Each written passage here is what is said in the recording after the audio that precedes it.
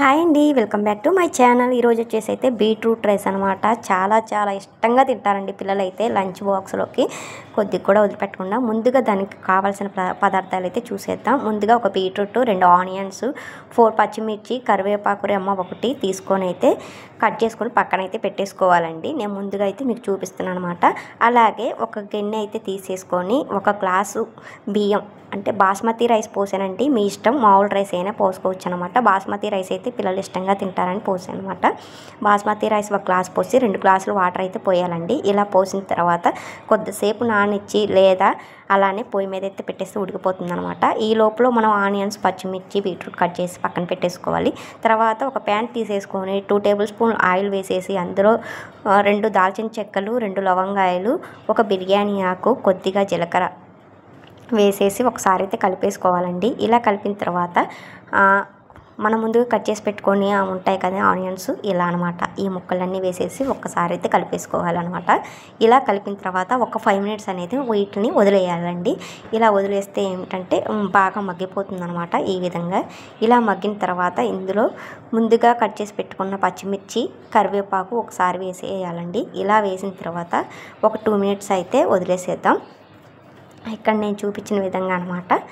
ఇలా కలిపేసుకొని వదిలేస్తే 2 మినిట్స్లో మనకు బాగా మగ్గిపోతాయండి. ఆల్రెడీ ఆనియన్స్ అనేది మగ్గిపోయాయి, కొద్దిగా పచ్చిమిర్చి మగ్గటానికి అనమాట. 2 మినిట్స్లో మగ్గిపోయిన తర్వాత మనం ముందుగా కట్ చేసి పెట్టుకున్న బీట్రూట్ తురుముకోవాలండి, లేదా కట్ చేసుకొని అయినా ముక్కలైనా వేసుకోవచ్చు. నేనైతే తురిమానండి. ఇలా తురిమిన బీట్రూట్ని మనం ఇలా వేసేసుకొని కలిపేసుకోవాలన్నమాట. ఇలా కలిపిన తర్వాత ఒక 5 or 10 మినిట్స్ ఇలా వదిలేస్తే బాగా మగ్గిపోతుందండి. బీట్రూట్ అనేది ఆల్రెడీ తురిమేసాం కదా, అందుకే బాగా తొందరగా మగ్గిపోతుంది అనమాట. ఇలా మగ్గిన తర్వాత టేస్ట్కి సరిపడా సాల్ట్ అయితే వేసేసుకోవాలి. ఇక్కడ నేను చూపించిన విధంగా అనమాట. ఇలా సాల్ట్ అయితే వేసేసుకొని ఒకసారి అయితే కలుపుకోవాలండి. ఆల్రెడీ మనం ఇందులోనే పచ్చిమిర్చి వేసేసాం కదండి, ఇంకా కారం అయితే వేయవసరం లేదు. కావాలనుకుంటే వేసుకోవచ్చు కొద్దిగా, లేదంటే స్కిప్ చేసేయండి. ఇందులోనే కొద్దిగా ధనియా పౌడర్, గరం మసాలా వేసి ఒక్కసారి అయితే కలుపుకోవాలి. 1/2 టేబుల్ స్పూన్ చాలండి గరం మసాలా, ధనియా పౌడర్. ఇలా వేసేసుకొని ఒకసారి అయితే కలుపుకోవాలండి. ఇలా కలిపిన తర్వాత మనం ముందుగా తరిగి పెట్టుకున్న కొత్తిమీరని అయితే పైన చల్లేసి ఒకసారి ఇలా అనమాట. ఇలా వేసుకొని ఇందులో మనం ముందుగా ఉడికించిన బాస్మతి రైస్ అయితే వేసుకొని ఒక్కసారి అయితే మొత్తం కలతిప్పుకోవాలండి. అంటే మొత్తం కలిపేసుకోవాలన్నమాట.